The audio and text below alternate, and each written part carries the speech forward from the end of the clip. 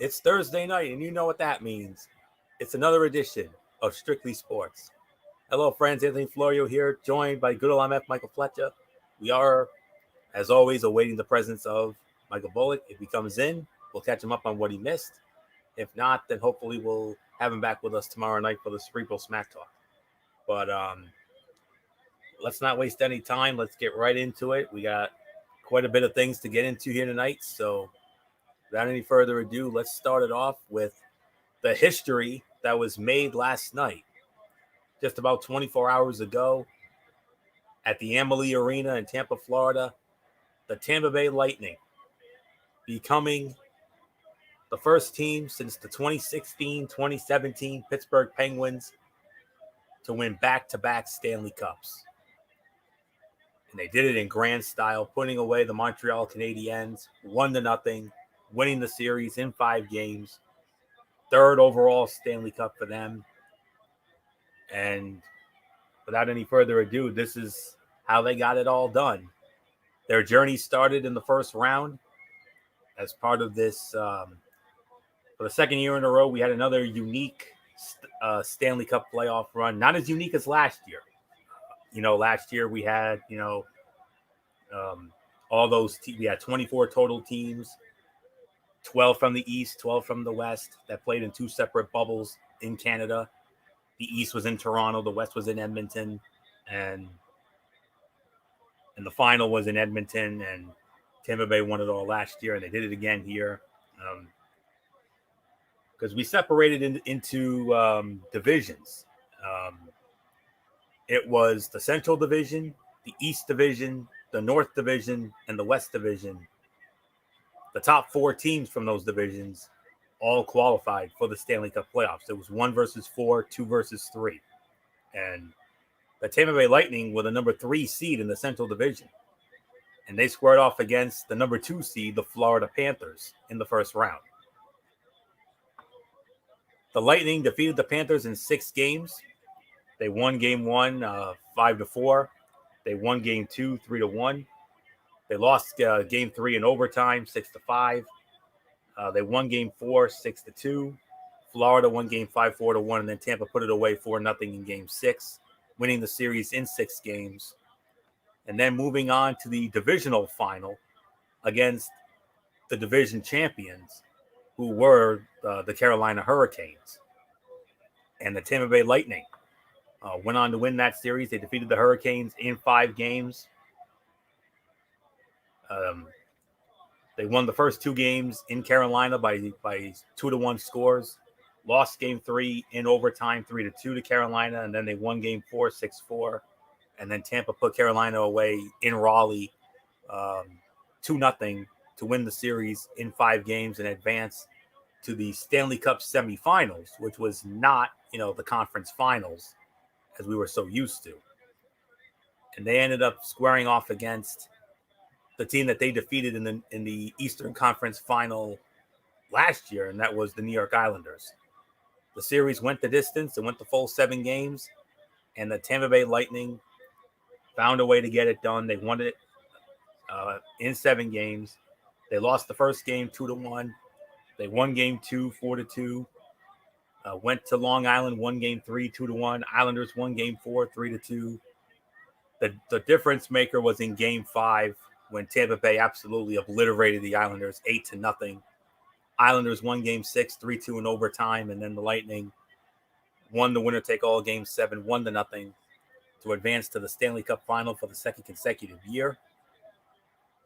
And then in the Stanley Cup finals, and by the way, MF and I thought we were not going to see, the traditional conference final trophies. The Prince of Wales Trophy, emblematic of the Eastern Conference champions, and the Clarence Campbell Bowl, usually emblematic of the Western Conference champions. Well, this time around, the Tampa Bay Lightning, they actually still got the Prince of Wales Trophy because they defeated the New York Islanders in what was an all Eastern Conference series. On the other side, the Montreal Canadiens, they were the Western.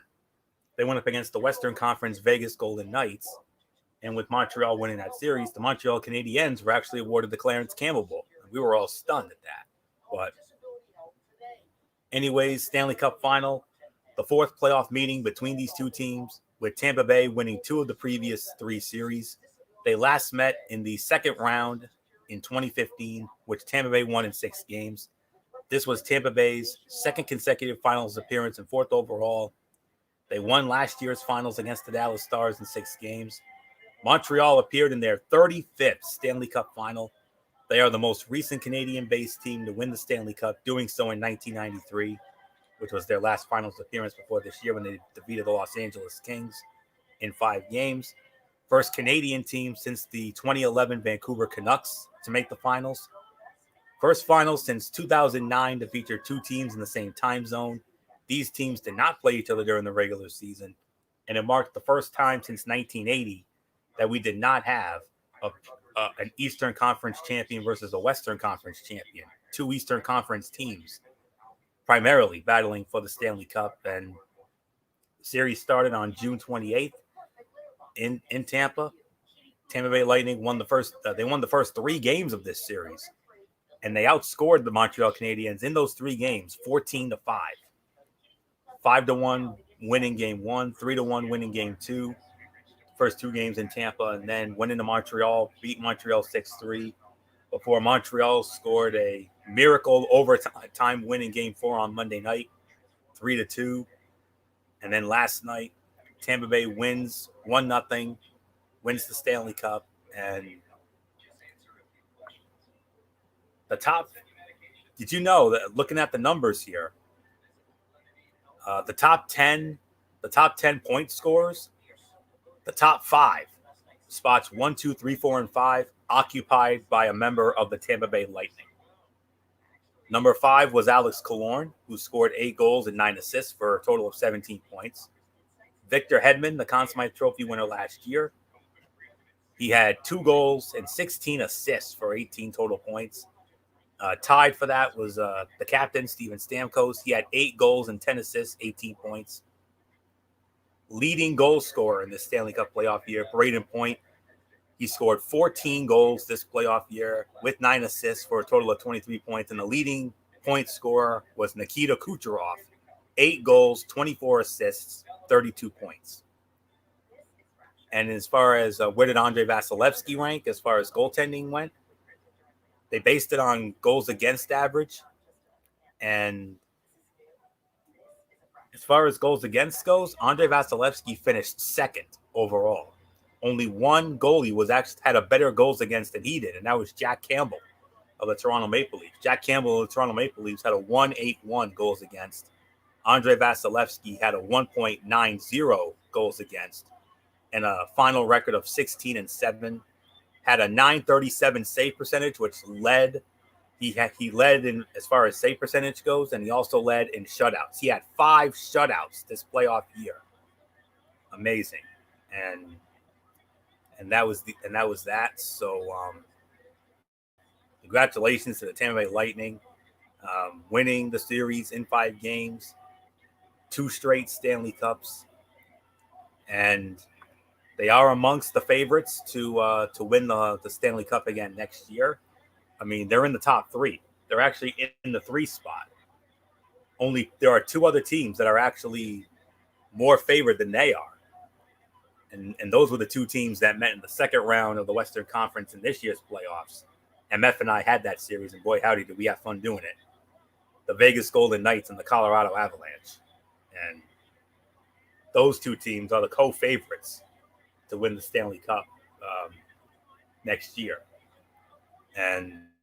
But Tampa Bay right there behind them. So what an amazing several months it has been for the city of Tampa Bay, Florida. I mean, I think we need to call it Champa Bay now. I mean, that's the hashtag going around, Champa Bay, because of all these championships that they've won and all the success they've had in not even a year. I mean, over the last 9 or 10 months. I mean, what a role this city has been on. I mean, they're now the city of champions as of right now. Last September, you remember Tampa Bay? They won the first Stanley Cup, defeating Dallas in 6 games in the bubble in Edmonton. And then a short time later, the Tampa Bay Rays, Major League Baseball, they won their second American League pennant, their first since 2008. They got to the World Series. The bad news is they did not win the World Series. They were defeated in 6 games by the Los Angeles Dodgers. And then back in February, the Tampa Bay Buccaneers, Tom Brady and company, they won the Super Bowl. The most historic Super Bowl victory of all time, because they did it on their own home field of Raymond James Stadium, where they absolutely manhandled the Kansas City Chiefs 31-9 to win their second Super Bowl title. And then add this latest Stanley Cup for the Tampa Bay Lightning, and just absolutely amazing. And wow, what a roll. And I said it last night to MF, and I'll say it to all of you. This team last night took the next step towards becoming the next great dynasty in the NHL. And we've had a lot of dynasties over the years. I mean, mainly, the early years. I mean, a lot of that was the Montreal Canadiens. In like the 40s, the 50s, the 60s, the 70s. It was all about the Montreal Canadiens. And then in the 80s, you had the New York Islanders. 1990s, I mean, it was a toss-up really between the Pittsburgh Penguins and the Detroit Red Wings. 2000s, I mean, you really didn't have much of a dynasty in the 2000s. 2010s, I mean, it was the Chicago Blackhawks primarily at the start of the decade, and then the Pittsburgh Penguins at the end of the decade. And now here in the 2020s, I think it's safe to say that the Tampa Bay Lightning are well on their way to being the team of the decade. And my God, this team is going to be so scary next year. I mean, they keep all these guys together. We could be talking about them winning yet another Stanley Cup. I mean, they'll look to be the first team since the Islanders, the New York Islanders, when they won 4 straight Stanley Cups, to win 3 in a row. We'll see if they can do it. I mean, would I be surprised if they did? Absolutely not. The talent is there. The coaching is there. And as Gary Bettman would usually say, congratulations to the entire organization, Julien Brisebois, the GM, head coach John Cooper, and of course, most importantly, all of these dynamic players. And what a role, what a team, and that's all there is to say on that. And it's so sad that it's already come to an end, and this is the end of the road for the NHL on NBC, because starting next year, Turner Sports takes over. So, it was a very emotional night for the NBC crew. I mean, especially the beautiful Catherine Tappan. I mean, you saw how gutted she was by it, and the boys in the studio. And of course, it didn't have the same feel, with the retirement of the legendary Mike Doc Emmerich. And Kenny Albert, he held his own. He did a fine job. Very big shoes to fill, but he did it as admirably as he could do it. And we'll wait and see how it's going to look come October. And Amalie Arena, get ready, that home opener, when the Lightning raise their third and second straight Stanley Cup banner to those rafters. So that's going to be a special night. MF and I, we never miss a banner raising night. No, we don't. And you better believe we'll be ready for that one come October, or whenever the next one starts. So hopefully it's a back to normal one. Hopefully we'll be back to the full 82, and hopefully everything will be back to normal here. And so congratulations, Tampa Bay Lightning, Stanley Cup champions. Andrei Vasilevsky, Conn Smythe Trophy winner, the first goalie since the great Ken Dryden of the Montreal Canadiens back in the 70s to start every game in back-to-back championship runs. Unreal. And he was hands down the best goalie in this playoff year. I mean, 5 shutouts, led in save percentage, second in goals against, and, just amazing. Just amazing. So it was fun while it lasted, but we can't wait to do it all again next year. So there isn't much more to say, except I'm going to give it to the voice of the Stanley Cup playoffs and the finals, the one and only good old MF Michael Fletcher. And MF, Doc, Another great playoff year. We had a lot of fun, and we started with Montreal and Toronto, then it was Colorado and Vegas, then it was Tampa and the Islanders, and then Tampa and Montreal. But the Tampa Bay Lightning, man, they keep doing what they're doing. I mean, they keep this team together. Don't be surprised if we end up talking about if we end up doing this again next year. Yeah, you alluded to it last night on the telecast, and even here on our version of Wednesday Night Mayhem, and you talked about it then, and you're talking about it now. Yeah, without. But the problem is that there are going to be a lot of decisions that they're going to have to make during the off season. There are a few guys who were on 1-year contracts, and some of these guys are owed about $5 million. And unfortunately for Tampa, they're $17 million over the cap. So unfortunately, they're not going to be able to keep all the guys unless they get hometown discounts on a lot of the players. You're going to see a brand new looking Tampa Bay Lightning team next year, Anthony. So, I mean, can they do it? Can they pull the magic again? I mean, a lot of people really doubted them this year after they gutted the team pretty good. But look at who they ended up getting back, and then look at the run that they did to go on at the end when it mattered the most. So, I mean, we're going to have to wait and see how it plays out. But, yeah, definitely a great Stanley Cup final, a great run for them. Going in there, I think a lot of people thought it was, a lot of people felt like maybe Boston had a great shot at winning the Cup. Pittsburgh was there this year. Out west, everybody was saying Colorado. Everybody was saying Colorado. Everybody believed Colorado was the team to beat. Colorado was going to be the one that was going to get to the Cup final, win it all. As you remember, I even think even EA actually had Colorado winning the Stanley Cup when it was all said and done. So everybody and the prognosticators are all thinking Colorado, and Colorado flamed out in round 2 thanks to Vegas. Vegas got them. So we'll have to wait and see how that plays out. Obviously, Vegas, a lot of people were like, is it a fluke? Are they a one-hit wonder? They had that year where they made it to the Cup final, and then all of a sudden, they flamed out the next year. So you're thinking, all right, that was just an anomaly, a one-time only. They're not going to do that again. Guys, Vegas is for real. I think they've earned our respect now to say that they're not only just a good team, they're a Cup contender. Co-favorites. They're co-favorites with Colorado. Yeah, I kind of don't. I don't believe in that. Let's lay that right now. That's what the odds makers are saying. I know, but you know how that goes, Florio. Whenever you get something heading into next year, you don't know what the team are going to look like. You don't know what players are going to get. So right now, this is just soapbox in the head.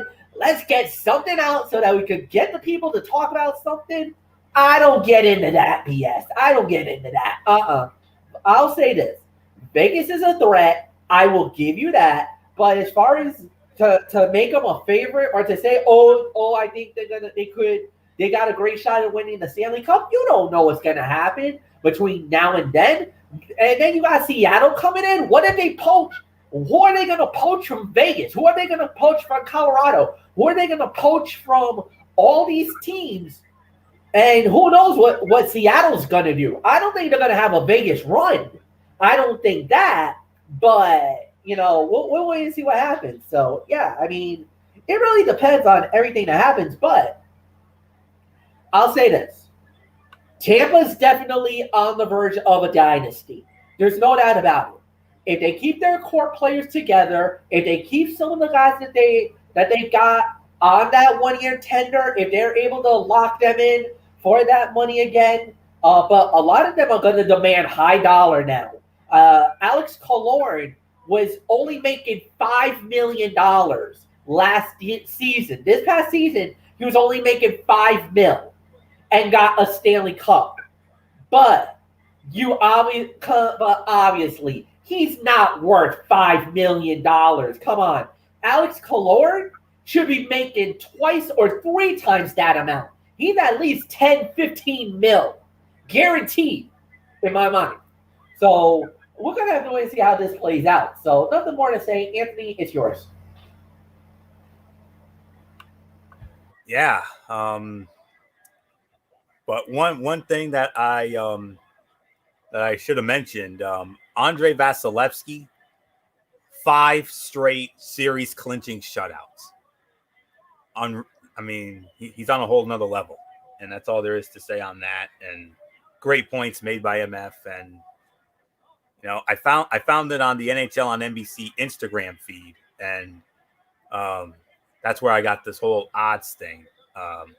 Colorado and Vegas tied for the top at plus 550.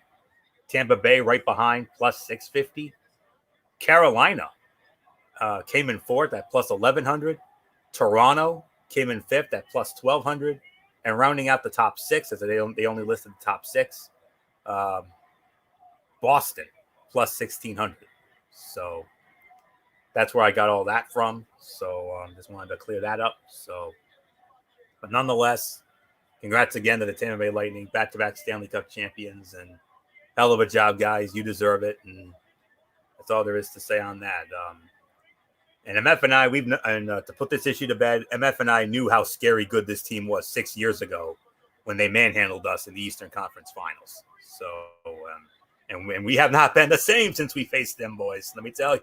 So, yeah, so that's all there is to say on that. So we've known for the last 6 years just how dangerous this team is, and they're finally living up to that potential. So, God, they're scary. But anyways, let's move on to our next story, which is our continuing coverage of the upcoming Major League Baseball All-Star Game festivities. And last week on this show, we announced the starters for the All-Star Game, and tonight we're going to announce the reserves, and we'll also I'll also address the Home Run Derby because they announced the brackets for that, and we'll get into that in just a moment. But first, here are the reserves for the American League in no particular order. Mike Zunino from the American League champion Tampa Bay Rays, Jose Altuve, Houston Astros, Bo Bichette, Toronto Blue Jays, Carlos Correa, Houston Astros, Matt Olson, Oakland Athletics, Jose Ramirez, Cleveland Indians, Jared Walsh, Los Angeles Angels of Anaheim, Michael Brantley, Houston Astros, Joey Gallo, and Adolis Garcia from the Texas Rangers, Cedric Mullins of the Baltimore Orioles, JD Martinez from the Boston Red Sox, and Nelson Cruz of the Minnesota Twins. Those are the reserves. And here are the pitchers, the starting pitchers who will be on the for the American League. And once again, in no particular order. Shane Bieber, Cleveland Indians, although he's out with injury. Garrett Cole, New York Yankees. Nathan Eovaldi, Boston Red Sox. Kyle Gibson, Texas Rangers. Yusei Kikuchi, Seattle Mariners. And a pair of Chicago White Sox, Lance Lynn and Carlos Rodon. For relievers, Matt Barnes, Boston Red Sox. Aroldis Chapman, New York Yankees. Liam Hendricks, Chicago White Sox. Ryan Presley, Houston Astros. And Gregory Soto, Detroit Tigers. So that rounds out the American League team. We already talked about the starters. For the National League, in no particular order, here are the reserves. JT Realmuto, Philadelphia Phillies. Go Nuts MF, your boy, Ozzie Albies, Atlanta Braves. Chris Bryant, Chicago Cubs. Brandon Crawford, San Francisco Giants. Jake Cronenworth, San Diego Padres. Eduardo Escobar, Arizona Diamondbacks. Max Muncy from your World Series champion Los Angeles Dodgers. Trey Turner, Washington Nationals. Mookie Betts, Los Angeles Dodgers. Brian Reynolds, Pittsburgh Pirates. Kyle Schwarber, Washington Nationals, out with injury. Juan Soto, also Washington Nationals. And Chris Taylor of the Los Angeles Dodgers. Starting pitchers, Corbin Burns of the Milwaukee Brewers. Yu Darvish, San Diego Padres. Jacob deGrom, New York Mets. Kevin Gausman, San Francisco Giants. German Marquez, Colorado Rockies. Trevor Rogers, Miami Marlins. Zach Wheeler, Philadelphia Phillies. and Brandon Woodruff for the Milwaukee Brewers. Relievers, excuse me, Josh Hader, Milwaukee Brewers, Craig Kimbrell, Chicago Cubs, Mark Melancon, San Diego Padres, and Alex Reyes of the St. Louis Cardinals. Before I give it to MF for his thoughts, it was announced earlier today that both Jose Altuve and Carlos Correa are going to skip the All-Star game. I don't know what to make of that, but, just wanted to get that out in the open. So with that being said, MF, you heard all the names, all the reserves, all the starting pitchers and relievers that were selected to both teams. How's it look to you? Yeah, this is going to be a fun All-Star game. There's no doubt about it. I think it's going to be an interesting game, to say the very least. How's it going to look? I think the question is going to be how, a lot of the times in these All-Star games recently, the pitchers have really owned it. So it really comes down to who's, what pitcher's really going to shine, what they're going to do, and everything else. But I think it's going to be an interesting game. I think it's going to be a good matchup. And with all the guys who've made it, they all are deserving. I don't think there's really much of a gripe. I know there's some gripes. I know a few people started flipping out on certain players saying, what the hell is going on? Why did that happen? What happened? For certain players, but I think at the end of the day, all the guys who got there all deserve it. Congratulations to the All-Stars. I know, Anthony, you must be very happy with the players you got. I'm extremely happy knowing that Freddie, Ronald Acuna, they were named for the starters. And, there was an outside chance for Ozzy Albies to get there, but he deserves it. He's in. So I'm happy, especially with the guys who got in for Atlanta. So, Anthony, it's yours. Yeah, I'm very happy for the Yankees there. I talked about it last week about Aaron Judge, being named one of the starters. Garrett Cole, yes, he's coming off his worst outing as a Yankee recently, but we still can't deny his body of work. The only one I'm a little questionable about is Aroldis Chapman, because Aroldis Chapman has been very erratic, and I know Derek Ferreira, if you've seen his Yankee videos on his YouTube, Yankee. He's been going after Aroldis Chapman hard for at least the last couple of weeks, like very hard on him. How he's an all-star, how he made the all-star team is beyond me, considering how erratic he's been. Yeah. So, I know every team needs to be represented, and hey, we already got two. We got Aaron Judge, who's been consistent, Garrett Cole, who's been consistent, even though, he finally showed he was human, because we know how inhuman that he's been all these years, dating back to his Pittsburgh and Houston days, and of course here. But I'm definitely pleased with the Yanks that made it, and it's a shame that we're not going to have Jose Altuve and Carlos Correa. Two of the, of course, Jose Altuve, as we all know, is the heart and soul of the Houston Astros, and Carlos Correa right there with him. Those two are so fun to watch, especially Altuve. We know the history he's made over the years, and actually another major loss in the All-Star game. Jacob deGrom says he's out. He's not going to go. He's not playing in the All-Star game for the New York Mets. He pulled out. Oh man, that's definitely news, and well, he'll. You didn't know about that? No. He talked about it early this afternoon on ESPN. It was right around noontime. They announced that he was going to be unable to. He was not going to play. That he was saying it was for family issues and just wanted to get the rest. Yeah, and there's nothing wrong with that. Absolutely not.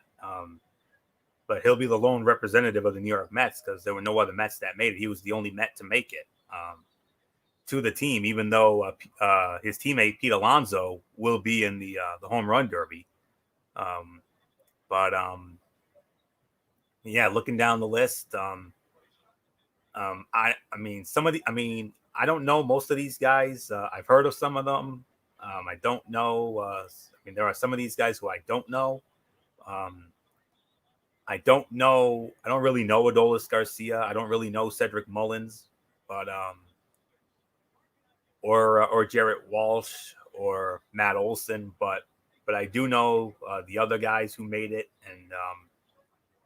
and Bo Bichette, young up and coming. Him and Vlad Jr. in Toronto. That's a fun 1-2 punch down there. And the pitching wise, Garrett Cole. I wouldn't be surprised if he ends up being the starter for the All-Star game. I think he's the best out of all the group here. Unless you want to go with one of the Chicago boys. But seeing that little star next to Shane Bieber, that means he's injured. And I think if he wasn't hurt, maybe Shane Bieber could have gotten the nod to be the starter. But, we'll see there. But 3 Yankees made it. MF got 3 Braves, 2 starters, and a reserve. It's arguably your 3 best players, MF. Freddie Freeman, Ronald Acuna Jr., Ozzie Albies. I know you're very pleased about that. I know Wart's got to be pleased about his boy Chris Bryant making it, along with Craig Kimbrell, your old friend, MF, as well as Bullock's old friend. Had runs in Atlanta and Boston, and seeing him back in there, and I know Bullock's pleased with his Red Sox. Rafael Devers, Xander Bogaerts from the starters, JD Martinez making the reserve, Eovaldi for the starters, for the starting pitchers, and Matt Barnes. 5 Red Sox. That's pretty damn good. So I'm sure he's very pleased about that, and should be a fun game, and we'll recap the All-Star game on this program next week, as well as the Home Run Derby. And I want to address the Home Run Derby real quick because they announced the bracket for it. The top 8 home are based on of the 8. It's 1 through 8. The best, the home run leader against the 8th best, and the 4 and 5, 3 and 6, 2 and 7. As it traditionally is. And in the 1-8 matchup, you have arguably the odds-on favorite to win this Home Run Derby, Shohei Ohtani of the Los Angeles Angels of Anaheim. And he'll be squaring off against Juan Soto of the Washington Nationals in the 1-8 matchup. The number 2 seed is Joey Gallo of the Texas Rangers. And he'll be squaring off against the number 7 seed, the hometown boy, Trevor Story of the Colorado Rockies. 3 players have won the Home Run Derby in their home ballpark. Ryan Sandberg of the Chicago Cubs in 1990, Todd Frazier, Cincinnati Reds in 2015, and the last was Bryce Harper in Washington in 2018. So he's got a chance to do it. And the number 3 seed is Matt Olson of the Oakland Athletics, and he'll be scoring off against the 6 seed, Trey Mancini of the Baltimore Orioles, who is without a doubt the sentimental favorite after what he's been going through. Diagnosed with stage 3 colon cancer and going through what he's been going through. Man, what a story it would be if he were to win it. And in the 4-5 matchup, you have Salvador Perez of the Kansas City Royals. He'll be squaring off against Pete Alonso of the New York Mets. So those are your brackets. And like I said, I think it's Ohtani's to lose because let's be realistic. Shohei Ohtani is the most dangerous hitter in the game today. And I wouldn't be surprised if he ends up setting a record. I really wouldn't. And MF, we know what Shohei Ohtani can do. We know what he's capable of. Oh, he's unbelievable. He's unbelievable. We've never seen a player like this in our lifetime. We always hear about Babe Ruth back in the day, that he was a pitcher and was a hitter like this. But, to see Shohei Ohtani do what he's doing is astronomical. It's absolutely scary what he does. He's without a doubt one of the most unbelievable players in baseball. I wish we had more players like him. Honestly, I wish we had more players like him. The game needs guys like him. Yeah. So to me, I think he's the favorite to win it, and I'm sure you would agree with that, MF. Oh yeah, absolutely. So I totally agree that Ohtani could win it. One person I would want to keep a close eye on is Pete Alonso from the New York Mets, because last year he had quite a run in the home run derby last year. So I think you mean 2 years. I think you mean 2 years ago, because we didn't have this. Yeah, actually, you're right. 2 years ago, he had a hell of a run. So who knows? Maybe he does it. We'll see. We'll wait and see how it plays out. And that'll all go down Monday night, and we will definitely address that as well. We'll recap the home run derby, and we'll recap the All-Star game as part of Strictly Sports next week, and we'll get into all that. So we'll also have the ESPY Awards as well next week, because ESPY's this Saturday night. Yeah, that's right. ESPY Awards go down this Saturday night. First ever Saturday night ESPYs. That'll go down this Saturday night, 8:00 on ABC. So we'll all definitely be tuned into that, no question about it. So we'll address the winners on that next week, as well as our home run derby and Major League Baseball All-Star Game recaps. And if there's a slight, and we'll only recap the NBA if the series ends before then.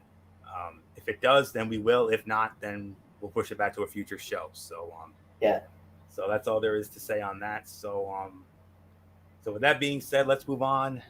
UFC 264. We just added this to the docket last night, and I'm going to hand it over to good old MF Michael Fletcher. He is our UFC expert, and MF, big event going down this Saturday night, the T-Mobile Arena in Las Vegas, Nevada, headlined by the always controversial Conor McGregor against Dustin Poirier. Yeah, and this is a trilogy fight. But before we get to there, we got a bantamweight fight. We have Chris Montero goes one-on-one against the crazy man Sean O'Malley, one of the coolest guys in UFC today. So we got that. It's a 3-round bout. That's going to be looking amazing. Then we got Yana Kuzanayev against Adriana Aldana. That's in a women's bantamweight bout. Those are like two girls who's outside of the top 10, probably top 10 fighters. Winner probably goes up the ladder. Nothing big there.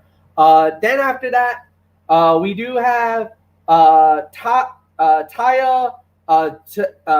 Tuzaneva versus Greg Hardy. Yeah, Greg Hardy, the former NFL player, now an MMA fighter.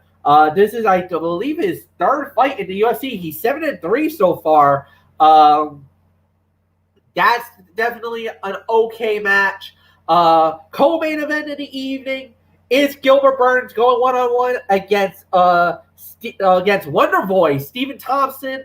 That's going down as in a welterweight division match. Of course, Gilbert Burns coming off of a loss to Kamaru Usman, and Greg Neal. Stephen Thompson took down Greg Neal in his last fight. That's going to be that's the co-main event of the evening. And of course, the main event, the one that the world's been waiting for, the trilogy fight, the rematch, the third time around, Conor McGregor versus the Diamond, Dustin Poirier.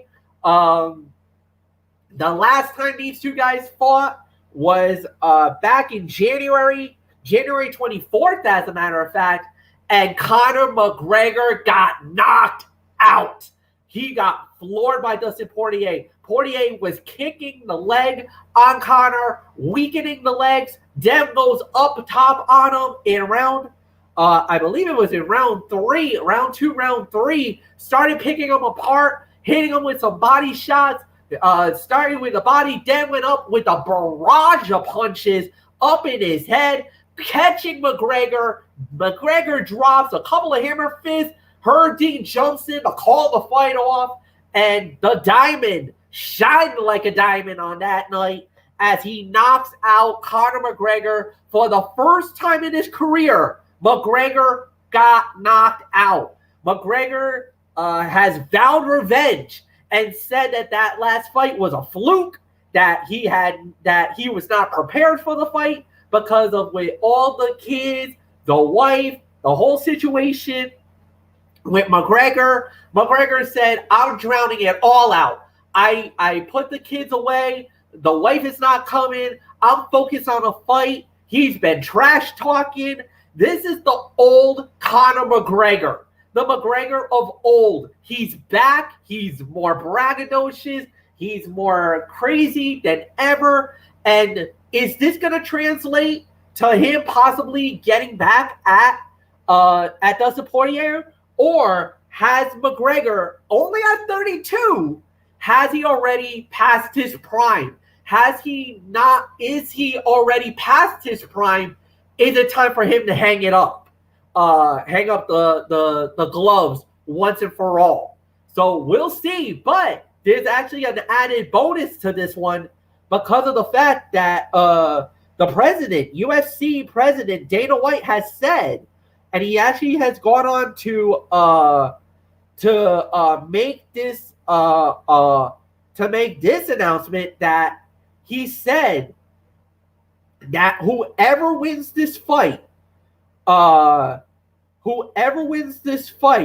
between Conor McGregor and Dustin Poirier, that they will be the next in line for a title shot. So yeah, you heard me right, folks. Dustin Poirier and Conor McGregor, whoever wins this fight between the Diamond and Conor McGregor, whoever wins this fight will be the next in line for the lightweight championship of the world.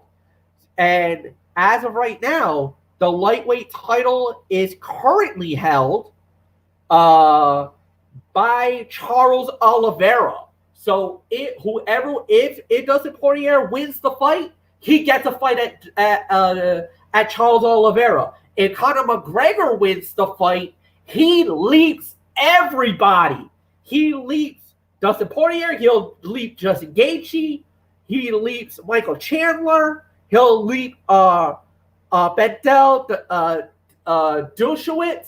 He'll jump them all to be the number one contender and gets a title fight against Charles Oliveira. So Oliveira is going to be watching this fight very intently, because if whoever wins that fight between Poirier and McGregor will fight Charles Oliveira next, possibly at the end of the year, the UFC lightweight title will be on the line. So we'll see how that plays out.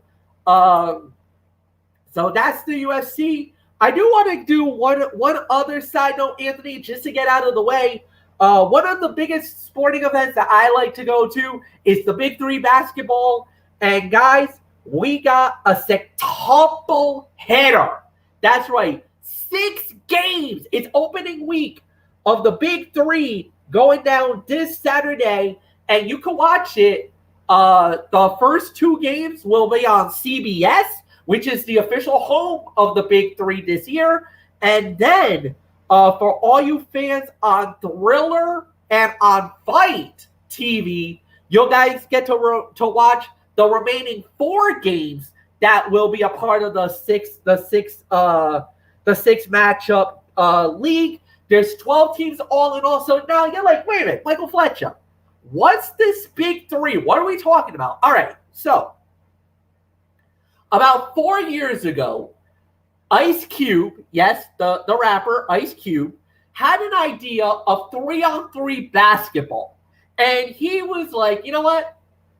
I want to give an avenue to guys who no longer plays the game, who believe that they could still play, some who are great in college, never didn't really transpire into the NBA, or guys who were in the NBA that's now no longer playing anymore, that feels like, you know what, they're past their prime. So they just want to, they retired, and they're like, you know what? I still got the competitive juices. I want to play some more basketball. So what they do is this 3-on-3 basketball teams, and some of the coaches, oh my God, some of the biggest names in basketball. The Iceman, George Gervin, Lisa Leslie, yes, from the WNBA, one of the greatest women's basketball players of all time. When we got that, Nancy Lieberman, I mean, probably one of the greatest basketball players of all time. The commissioner of the league, Clyde Drexler. One of the coaches, you got Gary Payton, Rick Mahorn, you got Brett Barry, you got Dr. J, Julius Irving. I mean, yeah, this is a who's who of teams. So now you're wondering, what's the matchups? What are we going to get on this week on the Big Three? Well, here we are, guys. So Big Three basketball opening weekend, and all these games are going to be held in Las Vegas, Nevada. So all these games will be held in Vegas to start it off. So with that said, the Big Three starts with Power, who is the season 2 champions. They go up against the Enemies, and the Enemies are player coached by Nick Young, and the head coach of it is Gilbert Arenas. So that's the first matchup. The second one is Bivouac, which is actually coached by Reggie Theus, from now great basketball player. Or Anthony, if you know this one, he was the head coach of that teen NBC show, Hang Time, back in the day. Sure. The first season of Hang Time. He was the coach. The first Cola season. Yeah. So he's the head coach of that. And they go up against the reigning they actually go up against the Triplets, which is the reigning and defending world champions. They are coached by Lisa Leslie. Of course, Triplets by not that average Joe Johnson.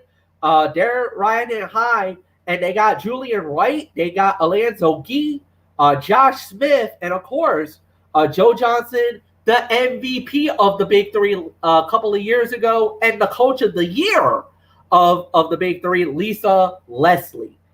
Then the third matchup that's going to be on Fight TV and Thriller is Trilogy, and they're going up against the Killer Threes. Trilogy, the Killer Threes were in the final in 2019, losing to Trilogy in the final. Now they look to come back. They don't have Steven Jackson this time around. Steven Jackson is the head coach. James White is the new team. So we'll see how that goes. And of course, Killer Threes coached by Charles Oakley, the Oak Man. Then after that, we got Three-Headed Monster versus Tri-State. This also will be on Fight TV and on Thriller. So we got that matchup. Then we got Ball Hogs and Three's Company. And then we round out the opening week of the Big Three. Alien versus Ghost Ballers. Like I said, 6 games, 2 on CBS. And then the other 4 are on Fight and on Thriller. I will let you guys know now, all the games are free. So for all you Fight TV that you wonder, oh God, do I have to pay for it? No, it's on the house. It's free. You don't have to pay a dime for it. So go on to Fight or Thriller on the internet, or Anthony, I think you got Fight on your smart TV. Roku Streaming Stick Plus. Yeah. Okay. So you got that. I do have Fight TV because that's what I use to watch Impact Wrestling pay-per-views. Well, you're gonna need that as well. So You can watch. So if you want to watch the big three, you can watch it on Fight. Those games will start at 3:00, and it goes throughout the night. I think that it could end up to about 8 p.m. There's going to be 6 games altogether. It's going to be an crazy game. Now, if you want to know the rules of the big three, it goes like this. So, 3-on-3 basketball, and there's a 14-second shot clock. There is no game clock. It's a 14-second shot clock. The first team to 50 wins the game. So, you get to 50, you win. However, if the game is close enough, you got to win by 2 if you get close to the 50. So, if it's a tight game, like 49-49, first team to get over 2 wins the game there.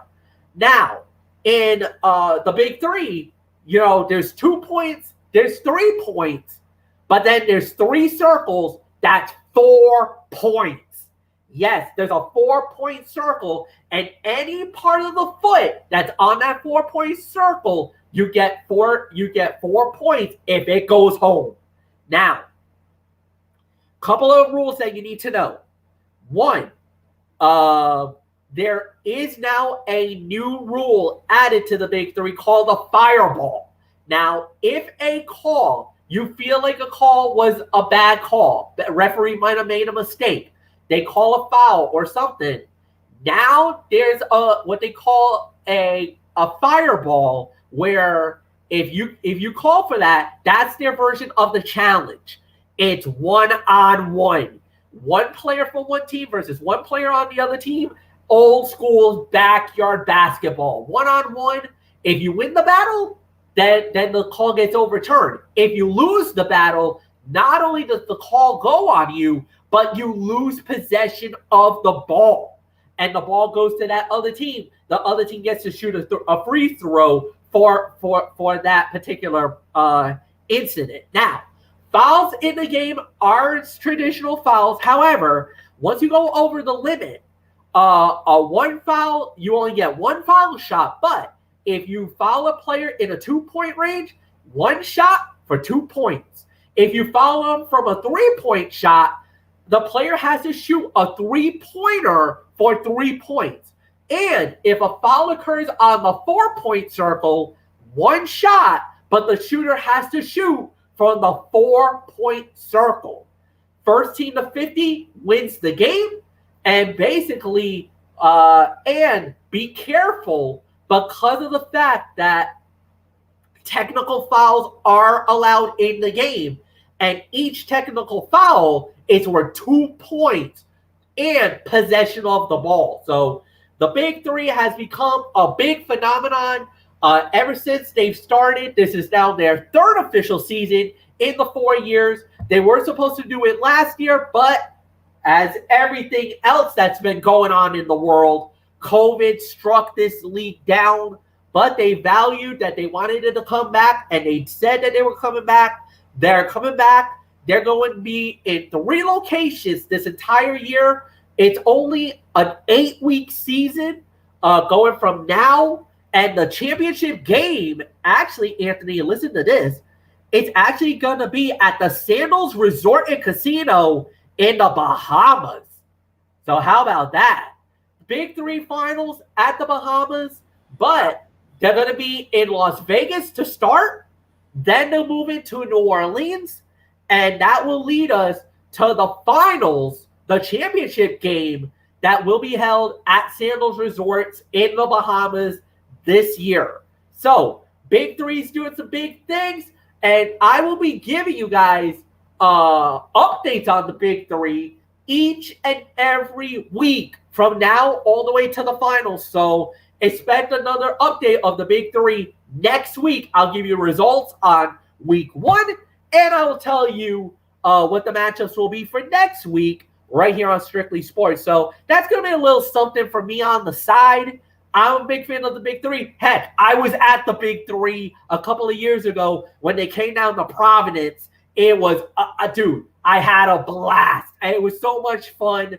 I wish I could have Florio and Michael Bullock join with me, because it's great basketball. It's great basketball, and it's guys that we used to know. It's guys that we've seen in NBA or in college, some of the bigger names. So nothing more to say. Anthony Floyo, I just wanted to throw that little side note. Let's get into the main event, the NBA Finals.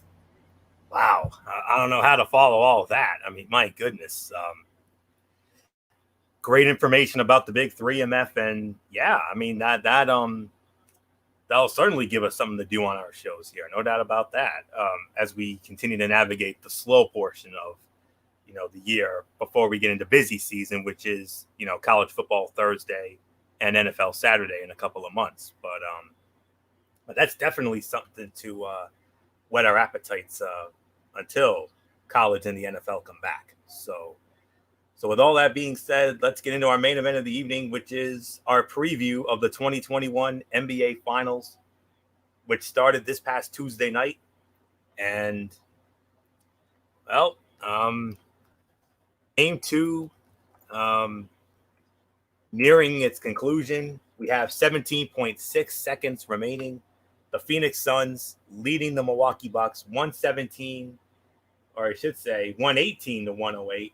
The time winding down, and to the bucket, nothing doing, and that will do it. Obviously, they're not going to foul here, so that is going to do it. The Phoenix Suns are now up 2-0 in this NBA Finals. They defeat the Milwaukee Bucks 118 to 108, despite 42 points and 14 rebounds from the Greek freak Giannis Antetokounmpo. 42 points and 12 rebounds, rather, but all for naught. So let's get into this. The Phoenix Suns were the number 2 seed in the Western Conference. The Milwaukee Bucks, the 3 seed in the East. The series started this past Tuesday night at the Phoenix Suns Arena in Phoenix, Arizona.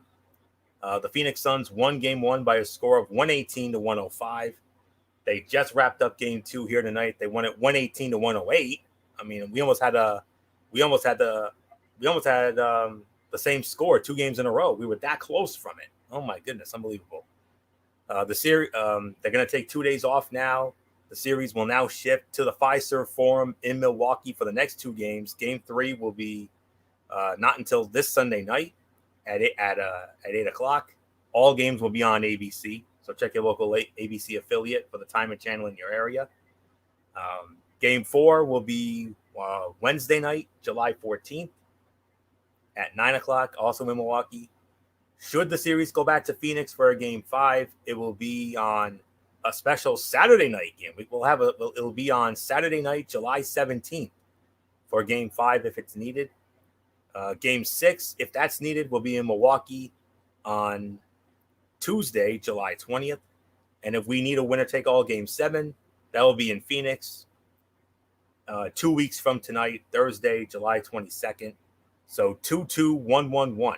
That's how it's going to go. I mean, I know for a long time we had that legendary 2-3-2 format, but it's the 2-2-1-1-1 for this. So that being said, an NBA postseason that's been frequently interrupted by injuries to star players might arrive at an unpopular yet fitting finale. The question going in was, would Giannis Antetokounmpo play in the finals, and how healthy would he be? And he was a go. And for the sake of this matchup discussion, if nothing else, Suns versus Bucks would not be deprived of one of the game's biggest stars, Giannis Antetokounmpo, who will fight a breakout star, Devin Booker, an established star, Chris Paul, over who earns their first title. Plenty of drama there. Giannis has had his issues with shooting here in the playoffs, but that doesn't automatically mean his problems will continue. And even if he's still bricking free throws and deep shots, he remains a serious threat off the dribble and always keeps the other team on alert. And also there's the matter of his defense, which is top-notch. And since the Suns did not see Kawhi Leonard in the Western Conference Finals against the Clippers, Giannis will be the best all-around defensive menace they faced in these playoffs. Milwaukee as a whole is a superb defensive team, especially once you factor in Drew Holiday, Chris Middleton, Brook Lopez, and PJ Tucker. Those are persistent and aggressive demons. The Suns can't afford for Booker or Paul to struggle as they often did against the Clippers, even without Kawhi, or else it'll be a short series. Just as well, the Bucks tend to live and die with the long ball. Some of their role players, such as Tucker and Pat Connaughton, don't always make those open looks. That puts a premium of pressure on Middleton and Holiday. If those shots don't fall frequently, the Bucks lack another option to beat teams. So that's what this NBA Finals brings. Two good shooting teams, one team that's among the league's best defensively, and the generational point guard who will generate lots of sympathy as he tries for the only prize that has eluded him in his 16-year career. What this Finals doesn't need is any time off by Giannis. That would mean the Suns, besides being good, would see their tremendous luck continue for the fourth straight round. They saw little of Anthony Davis, none of Jamal Murray or Kawhi Leonard, and there's the argument that Phoenix wouldn't be here if any or all of those players were healthy. The Finals deserves a better finish and fate. Shouldn't the best team raise the trophy rather than the healthiest? Let's find out. As always, my three things to watch. Number one, a new challenge for Ayton. Suns center DeAndre Ayton enjoyed a breakout of sorts when he pieced together some solid playoff stretches where at times he was the most impactful player on the floor. That's a credit to his hard work and willingness to meet the challenge. But speaking of a challenge, he played against the poor defensive center and Andre Drummond in the first round, reigning Kia MVP Nikola Jokic in the semifinals, and then Ivica Zubac in the West Finals. Save for having the guard Jokic, these playoffs basically haven't pushed Ayton much defensively. That will change a bit with Brook Lopez, a clever defender with shot blocking ability, who can also shoot the three, and Bobby Portis, who brings a motor. And if Ayton becomes a problem for the Bucks, they'll toss in some Giannis Antetokounmpo. Let's see how Ayton does against the higher grade of a big man.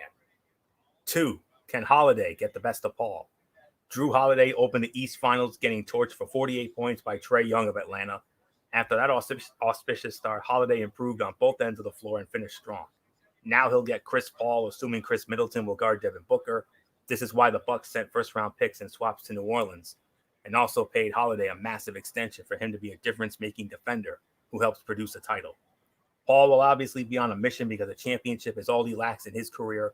Just the same, Holiday can make the Bucks feel zero buyer's remorse about that trade and big contract if he forces Paul to burn another year looking for that elusive title. Holiday needs to make Paul work on the defensive end, if only to sap some of that energy Paul brings on offense. And number 3, will Giannis settle for jumpers against Phoenix? If so, he'd be playing right into the Suns' hands. Aside from Ayton, the Suns don't bring much in quality size. There's a drop-off from Ayton to Dario Saric. It's not a bad strategy for Giannis to test his outside range, especially early in the game. This way, if he misses, no harm. And if he hits, the defense might begin to pay him a bit more respect and open the driving lanes. Giannis would be wise to pick his spots, maybe mix in some mid-range jumpers and steer clear of getting fouled as much as possible. Those 1-2-3 chants on the road are only getting louder when he goes through his routine at the free throw line. The number to know, 105.8. This has been a historical season in regard to offensive efficiency, but the two teams that have reached the finals are the ones that rank 10th and 11th offensively in the playoffs. The Bucks 105 even, and the Suns at 106.7, ranked first and second defensively, having combined to allow just 105.8 points per 100 possessions, almost 10 fewer than the other 14 teams allowed, 115.4. Good defense starts in transition, and the Bucks 0.93 and Suns 0.97 have each allowed less than a point per transition possession, according to Synergy tracking. They also rank first and second in opponent field goal percentage in the restricted area. Phoenix also ranks first in opponent effective field goal percentage on shots from outside the paint, 44.8%, while Milwaukee ranks first in opponent free throw rate, 19.5 attempts per 100 shots from the field. The Suns closed out the conference finals with their most efficient game of the season, regular season or playoffs, scoring 130 points on just 94 possessions in Game 6 against the LA Clippers. The Bucks, meanwhile, scored more than 123 per 100 over their 4 wins over the Atlanta Hawks.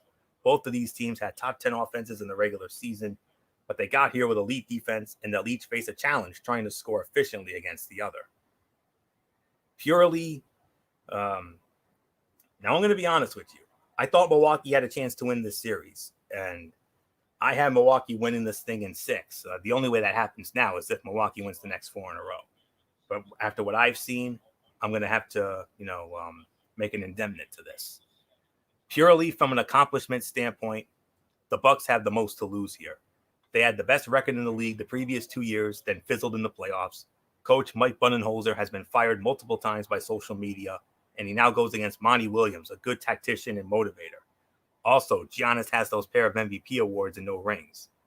And I thought it would be enough motivation by the Bucks to finally deliver for the first time since 1971. And even with Giannis at 100%, Milwaukee, better defensive team. You know, they had the best player, and the individual matchups were in their favor. But after what I've seen here in these first two games, I would be very surprised if the Milwaukee Bucks were to win this series. But then again, we saw this against the Brooklyn Nets, and they fell behind Brooklyn 2-0, and they somehow managed to win the series.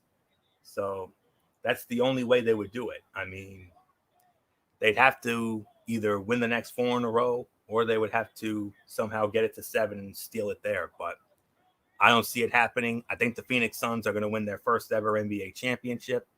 I can see Milwaukee getting one in Milwaukee. The only way they'll have a chance is if they get both in Milwaukee. They have to win games 3 and 4, because if they let Phoenix get at least one, they're gone. So I think it'll be maybe 5, maybe 6, but I got the Phoenix Suns winning their first ever NBA championship. And that dream come true moment for Chris Paul, as he'll finally get that elusive ring that's eluded him for 16 years. So originally I had Milwaukee in 6 going into this series, but after what I've seen here, no. Phoenix Suns, at least 5, maybe 6. MF, take it home. It didn't even matter. Even going into the series, I was going to have the Phoenix Suns regardless. I thought Phoenix has been the best team all season long, and now I am more convinced than ever before that the Phoenix Suns will win the NBA Finals. I got them winning in 6 games. Anthony, let's call it a night.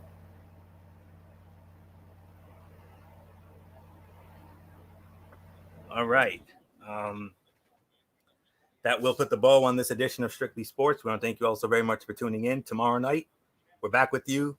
MF will have it. Brace Fan 95, Cerebral Smack Talk. 2 huge Money in the Bank qualifying matches tomorrow night on Friday Night SmackDown.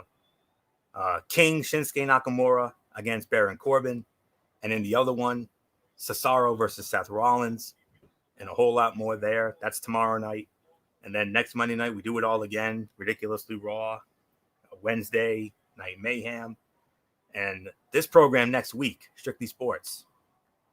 Recap of the Home Run Derby. Recap of the Major League Baseball All-Star Game. Recap of the ESPYs. And we'll see what else. And if the NBA Finals ends before next Thursday night, we will add that to the docket. Or if not, then we'll add it to the following week's docket. So that's all there is to say on that. So until tomorrow night for the Cerebral Smack Talk, this is Anthony Florio here for good old MF Michael Fletcher. And in spirit, Michael Bullock, Edie Woodson, and always and forever, Derek Ferreira, Yankee Messiah 401. You know the routine, everybody. Thumbs up. Talk to you later. Yeah. Door to Fortune 4 style. Bye for now, my friends. God bless. Be good to each other. Have a blessed Friday. And until tomorrow night for Cerebral Smack Talk, you've been watching Strictly Sports right here on the Zone 25 on YouTube and StreamYard.com. For everybody who's been a part of this one, for now, Anthony Florio, so long. Bye, everybody. Bye.